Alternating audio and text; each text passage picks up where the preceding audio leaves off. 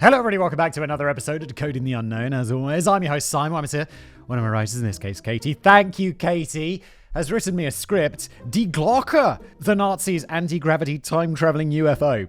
The original title for this episode that I came up with was, Did the Nazis really have this superweapon? A time-traveling UFO? No. Anti-gravity? No, they did not. They definitely did not. Pronunciation note.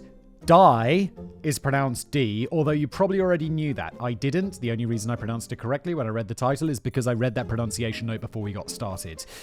Katie, you've overestimated me.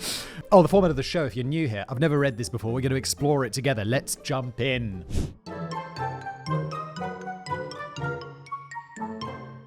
We know the Nazis got up to some weird stuff. Some of it was disgusting. Some of it was impressive. And if you can't tell the difference between those two things, please go and take your viewership elsewhere. Yeah, YouTube doesn't want you.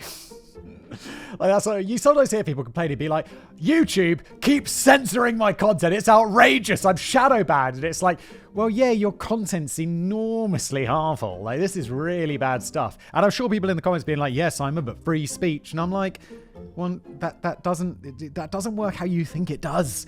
I'm not even American, and I understand that it doesn't quite work that way. It's not like anyone can just say any they want all the time. It doesn't work like that. The Second World War was a massive kick up the bum for all sides involved in the race to make bigger, better weapons, vehicles, and other technological support systems. Scientists and engineers were on the cutting edge of what was possible in the 1940s, and some were even going beyond that into theoretical aircraft, missiles, and even orbital weapons. Yeah, the Nazis. It seems like they spent a lot of energy coming up with some, really big ideas that were absolutely impossible. I feel like I made at least 17 videos about the sun gun, where they were like, yeah, we're going to put a giant mirror in space, and it's going to focus the sun's rays down onto the ground in a tiny beam and destroy cities. And I'm like, oh, brilliant idea. I mean, yeah, if that was real, that'd be really powerful. Except it's like, yeah, but it's not. It's just fiction. It's not possible. You don't have the technology. We probably still don't even have their technology to do that. Wasn't there a James Bond movie about that? Is that what The World Is Not Enough was about? Or is that the one about that oil pipeline? There's one where they're building some big-ass space laser. I've got a feeling it was in the Pierce Brosnan era, because it feels like a very Pierce Brosnan era plotline, doesn't it? The giant laser from space. What was that last one he made? With the invisible car. God, I like James Bond. I like the new James Bond movies. But the Pierce Brosnan era, with the gadgets, was dope. Just before we continue with today's video, have you ever found yourself caught in that age-old dilemma? Boxers too loose, briefs too tight? Well, worry no more, because today's sponsor, Sheath, have got your back. Or should I say, well, not your back, but your private parts. Look, Sheath underwear is fantastic. I've got a pair right here. I'm also wearing a pair right now. Look, there's no more discomfort. There's no more awkward adjustments. It's just pure comfort. Look, whether it's the heat of summer, whether you're at the gym, whether it's winter, whatever the situation, where you're just sitting at your desk at the office. I don't know. Before I had Sheath, you'd just be like, oh, it's uncomfortable. I don't know, rises up when you sit in a chair. Not with Sheath. It solves that whole problem. Plus, they have this dual pouch thing, which sounds a bit weird and unconventional, but try it. And just get one pair, and then you'll come back, and then you'll just have a drawer full of Sheath underwear like me. Everything else just got thrown away. And the dual pouch thing kind of does what it says on the tin. You put your different man parts in the different pockets. It keeps everything separated. Comfortable in winter, but in the heat of summer, even better. But get it now. Get prepared for summer. It's just good all year round. Why not? Sheath's stretchy fabric, crafted with moisture-wicking technology, not only keeps you cool, but it ensures everything stays right where it should. And if you're a bit of a skeptic, if you're not feeling the pouch one day, just don't use it. They're still extremely comfortable underwear. Plus, they've also got a new women's line made out of bamboo. So that's cool. Go to sheathunderwear.com and treat yourself, or someone else makes a great gift. Use the promo code UNKNOWN for an exclusive 20% off. That's sheathunderwear.com, promo code UNKNOWN. And, the regions will thank you. Thanks to Sheath for sponsoring, and now back to today's episode. German engineers and scientists were so highly thought of, in fact, that the US saw a chance to utilize their brain power for their own ends after the war, and gathered up over 1,600 of them during Operation Paperclip, a secret mission carried out after the end of the war. These brainiacs, such as Werner von Braun, were pivotal in helping the United States in their space program, with others being instrumental in the fields of electronics, material science, and medicine, although the vast majority ended up working in aeronautics and rocketry, and any horrific stuff they might personally be involved with was quietly swept under the rug. Yeah, isn't that a plot point in that incredible For All Mankind TV show? The problem is, with that TV show, it takes them so long. I feel like maybe this was like a COVID thing or something like that, but there was so long between the seasons that I'm like, wait, what happened? What's going on? Who was that? And I'm like, I guess there are those recaps, but I'm still like, I missed everything. Oh yeah, this happened. Oh yeah, I'm pretty sure this was the Werner von Braun thing was a major plot point in that show about how he's this incredible rocket scientist, but then one of the NASA scientists who's like working along, was it Margot? Was that the character who maybe is a real person in real life, but finds out it's like, yeah, you knew about the slave labor though, didn't you, Werner? You knew about those Jews who were doing all of that work for you. And it's like this important plot point. It's really dark. And how did I get here? Oh, doesn't matter. Watch that show. It's amazing. Although sometimes it's not. Like, I don't want to name them, but there's one person in that show who I just feel is not a very good actor. And I'm constantly like, whenever I see a scene with them, I'm like, oh God, here we go. And it's just like, it's so expensive. It's so well made. And I'm like, yeah, but this one person, why? I'm not naming them. Do people know who I mean? Let me know in the comments if you know who I mean. Okay. So we know that there was some advanced stuff coming out of Nazi Germany during the Second World War, such as the first jet fighter and the first cruise missile and the first ballistic missiles. These, along with plenty of others, were known as Wunderwaffe, or wonder weapons, and formed a formidable, although, as we know, ultimately unsuccessful stable of military weapons and vehicles. We also know that they were working on a load of other stuff that never made it onto the battlefield, whether because of timing, spiraling costs, or because it was just not feasible to put into production. Yeah, like a giant sun laser. I guess it's not technically a laser, is it? That's the wrong word. Was the thing in that Bond movie? God, it's gonna drive me nuts that I can't remember what it's called. GoldenEye, Tomorrow Never Dies, The World Is Not Enough, Never Say Never. No, that's not it. That's definitely not it. God, I can't remember. I have no memory of that. Yo, ChatGPT, my good man, what's poppin'? So, I'm trying to think of a movie. It's got Pierce Brosnan in it. It's a James Bond movie, and there's this big space laser thing shining down and destroying on the ground. It might not be Pierce Brosnan as James Bond, but I'm pretty sure it is. If it's not, it might be the first Daniel Craig one. Which movie am I thinking of, chat? Tell me, my brother. Tell me. Don't forget, I love you. Hey there. It sounds like you're thinking of Die Another Day. Die Another Day! Yes! Die Another Day, not Never Say Never. And that was definitely with Pierce Brosnan, as I'm sure ChatGPT was about to tell me because he's a genius.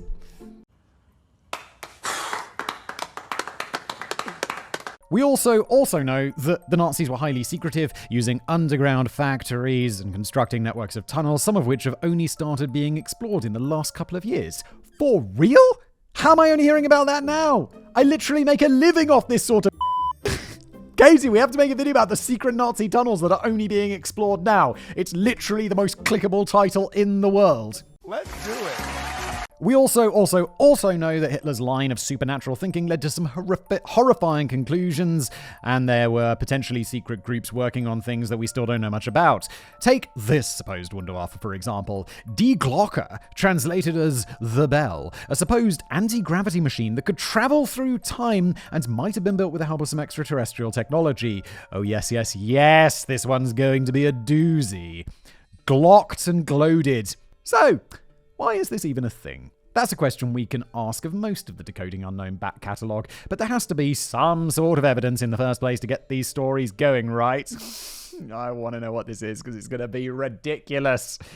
So here's the story of Die Glocke. It is so cool because its shape is kind of bell-like, and also because everything sounds a bit more menacing than it is in the German language. See?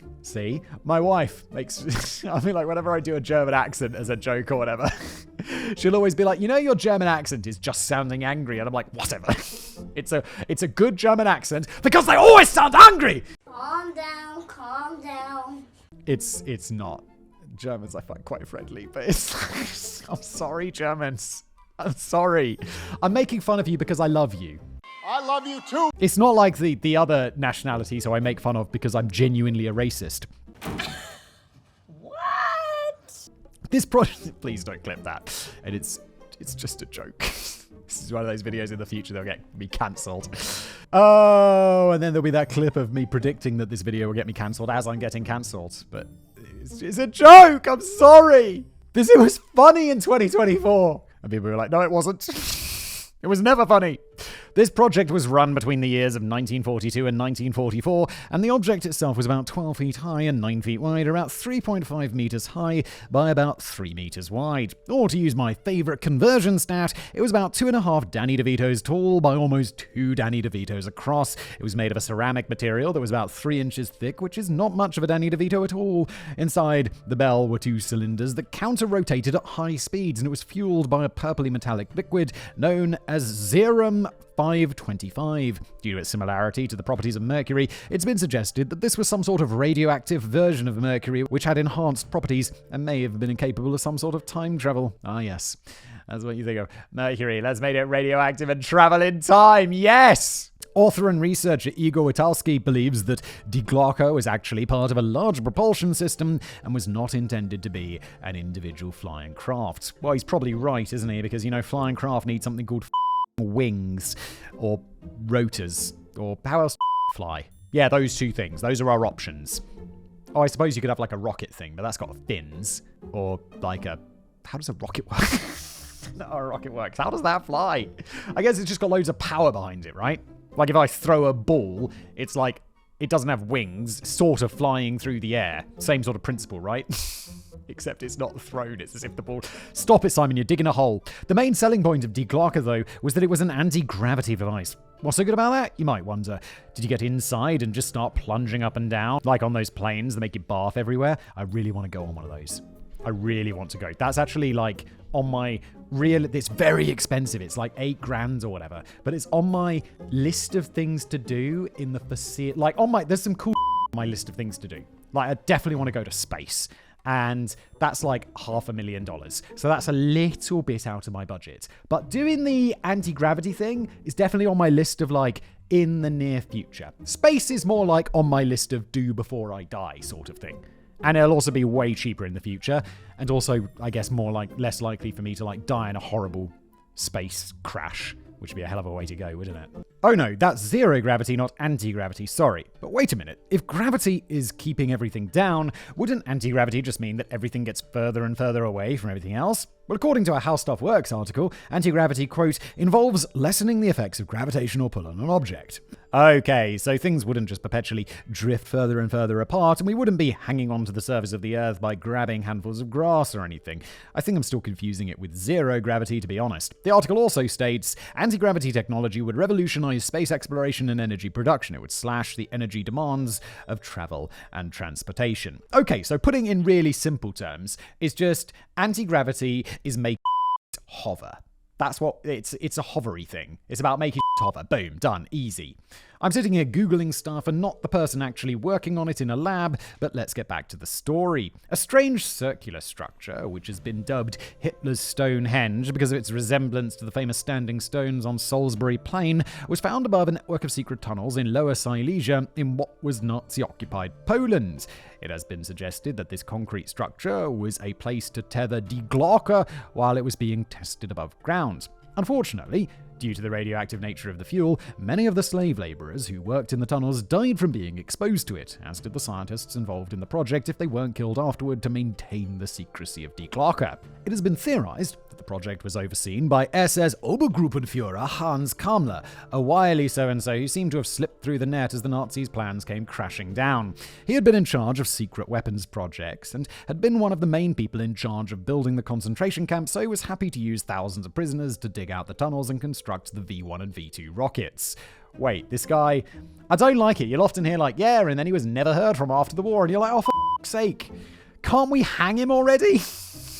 His fate... I mean, he's dead now, which is nice, but it's always a shame. I'm like, yeah, they did, And then he lived happily ever after in Argentina or whatever. You're like, oh, for f***'s sake. Come on.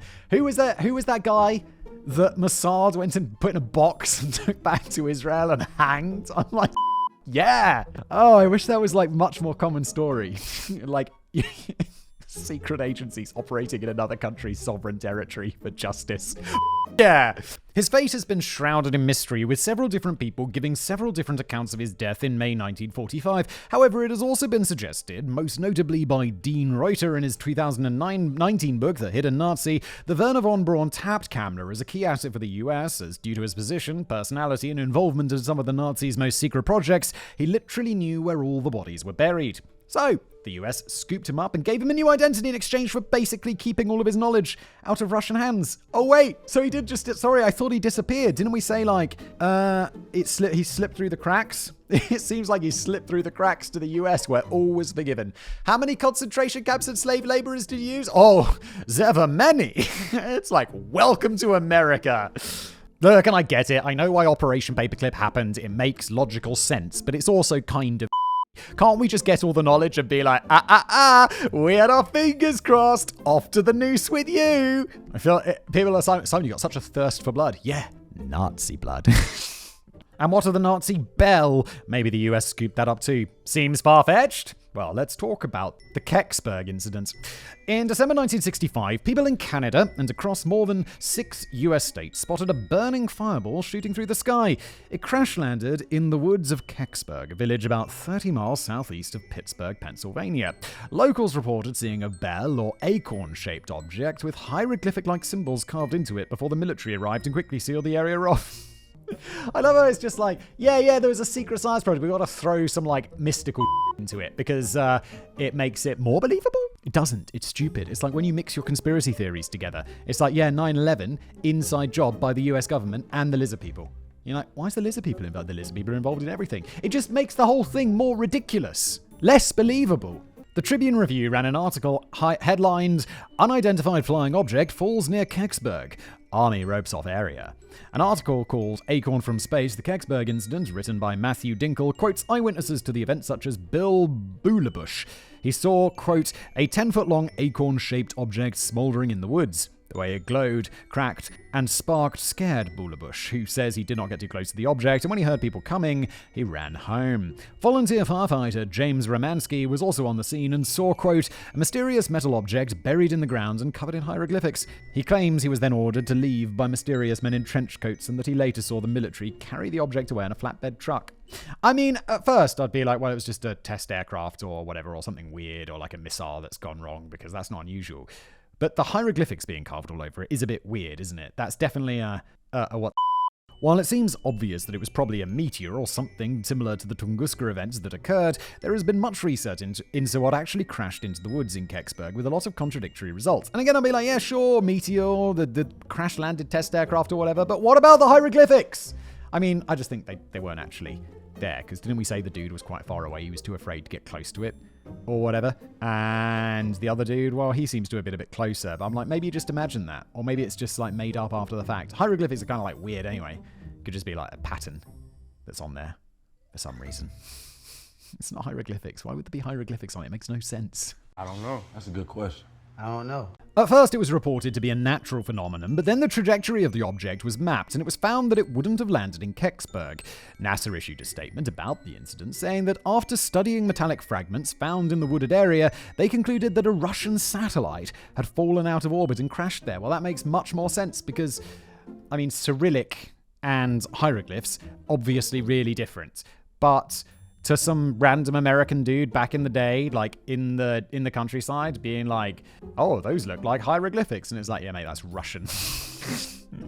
You know, it's not unreasonable to think that. Most of the records they had from that time were lost, however, so there's no more detail to be had.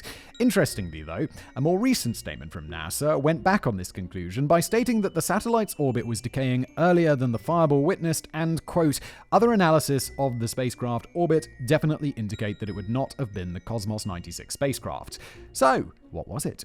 Could it have been Die Glocke out for a bit of a spin? A documentary made about this incident certainly thinks it could be. Yeah, maybe. Or maybe that documentary certainly thinks that there could be money to be made in this one. Like, from the History Channel. Like, pretty much every History Channel show. It's just money spinning, in my opinion.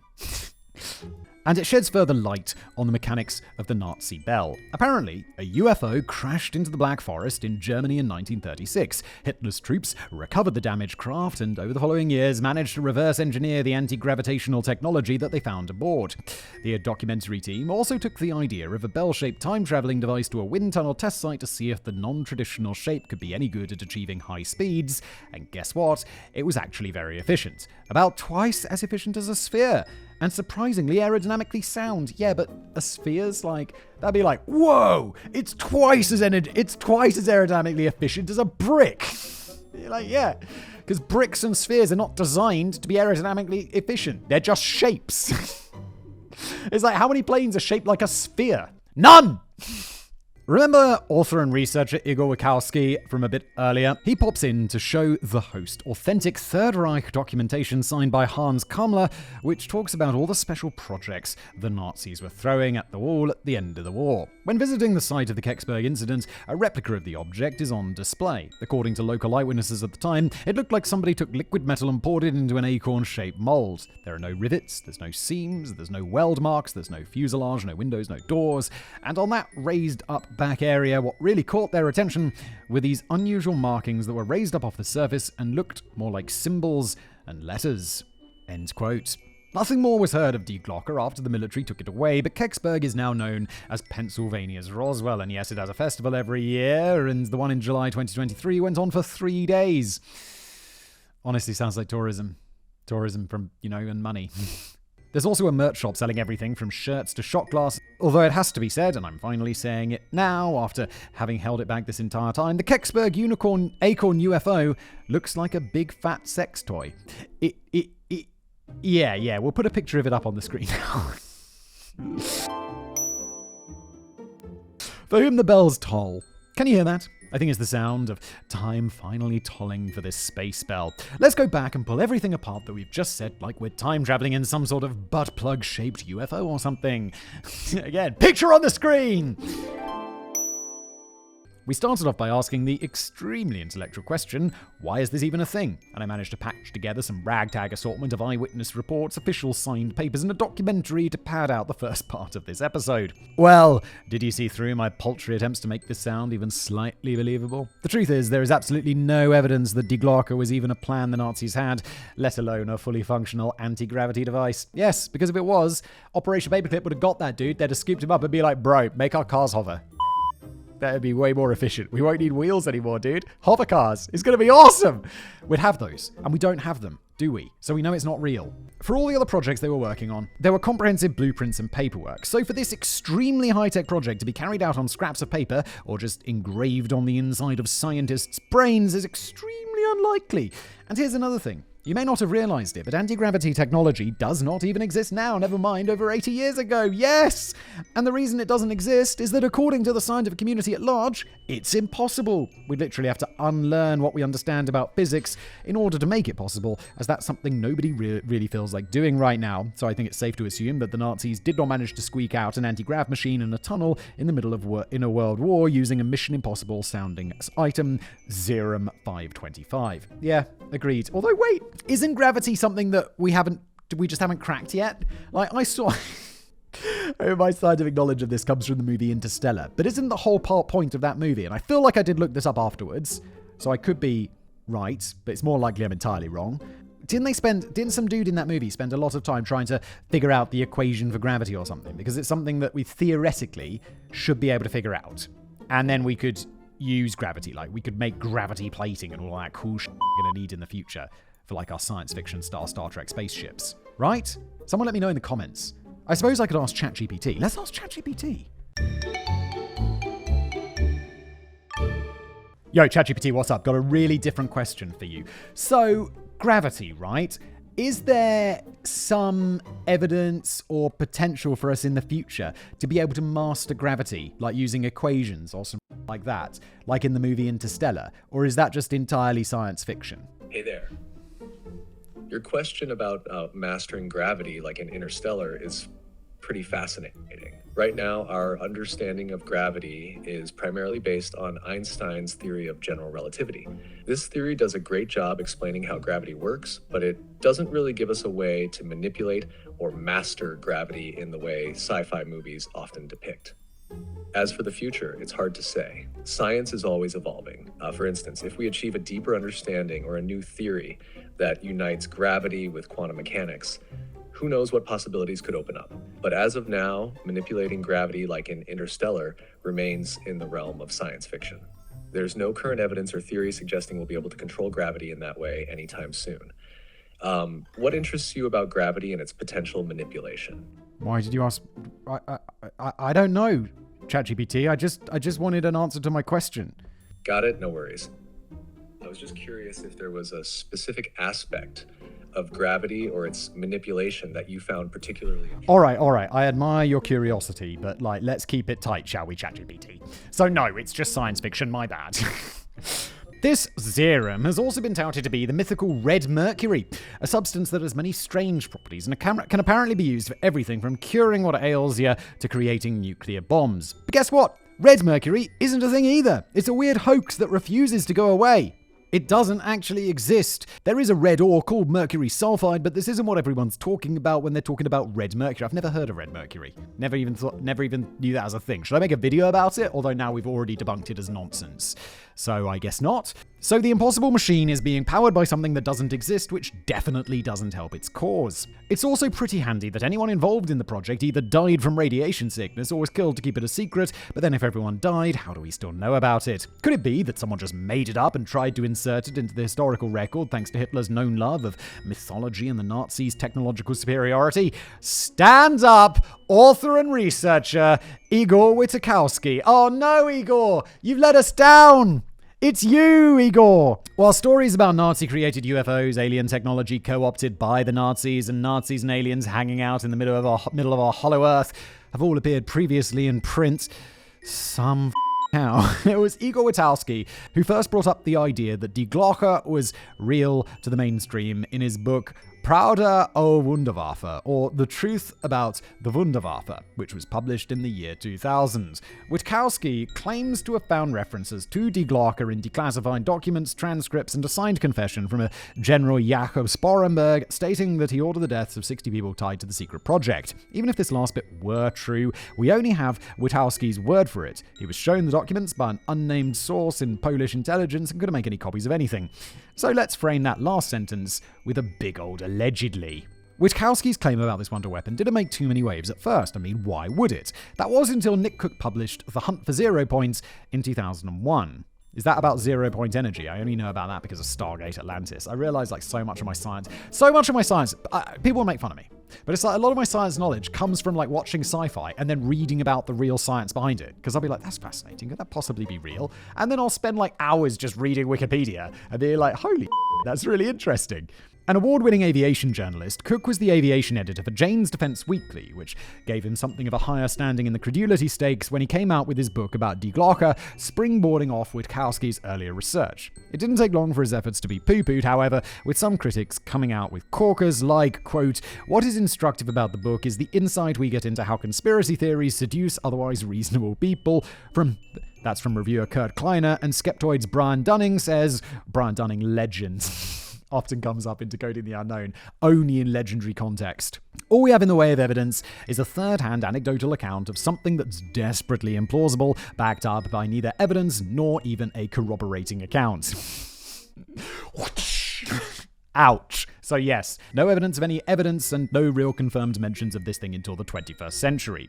So, what's next? Okay, Hitler's Henge, we're coming for you. This strange concrete circular structure reminiscent of a complete Stonehenge was apparently what the bell would be tied to when outdoor experiments were carried out. Well, that's obvious. What else could this structure possibly have been used for? Was it, perchance, a support for a different Nazi UFO to take off and land from? This is seriously what forensic engineer Robert Sparling has suggested it was used for. I mean, come on, Rob, you see an elevated circular structure and that's where your mind goes? Wait, did we call this guy? Was this guy actually a scientist? Forensic engineer. That sounds like sciencey.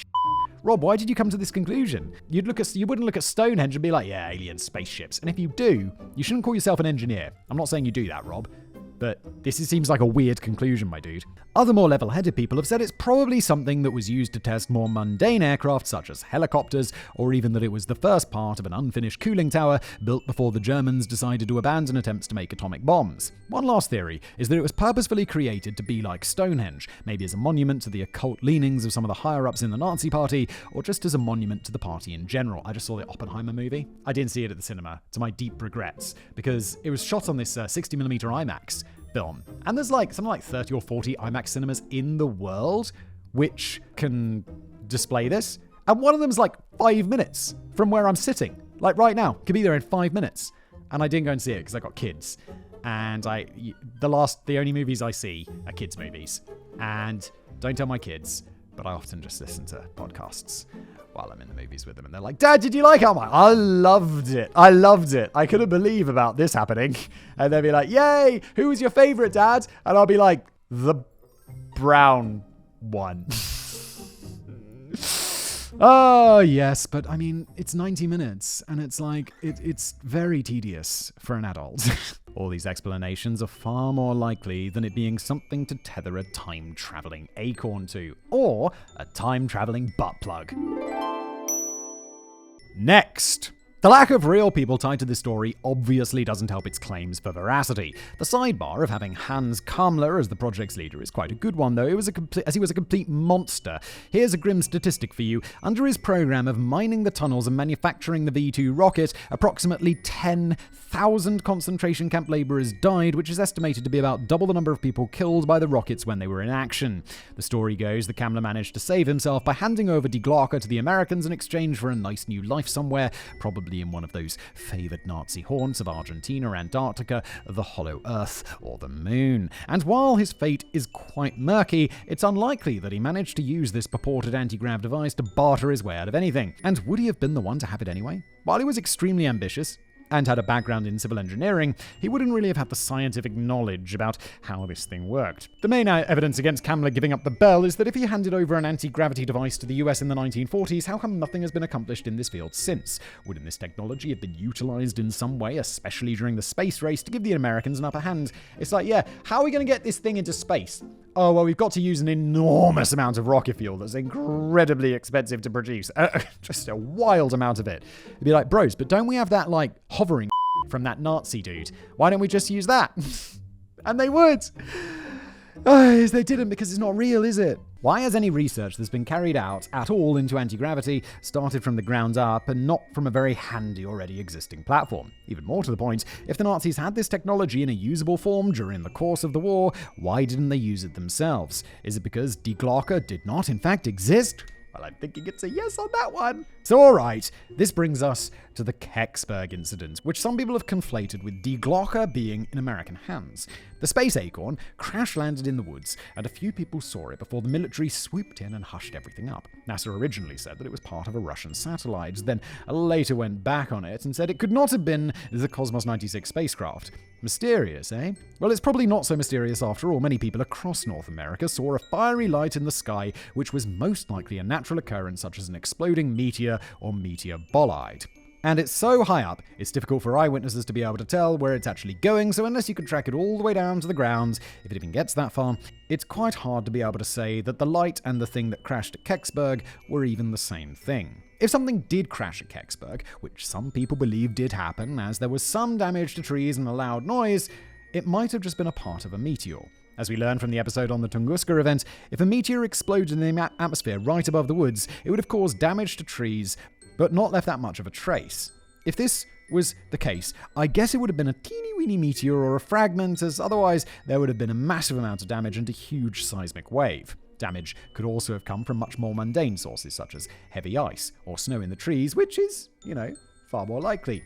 What I doubt crashed into the woods that December was a radioactive time-traveling bell running on red mercury. Yes, because Occam's razor is a thing for a reason. But what about those eyewitnesses' accounts? Well, I think we can take them with a pinch of salt, as no other locals came forward at the time other than the couple that we mentioned earlier. Why did Bill Bullabush run away when other people were coming? Why did those other people not back up his story? Did me saying that James Romansky was a volunteer firefighter help him seem more credible as a witness?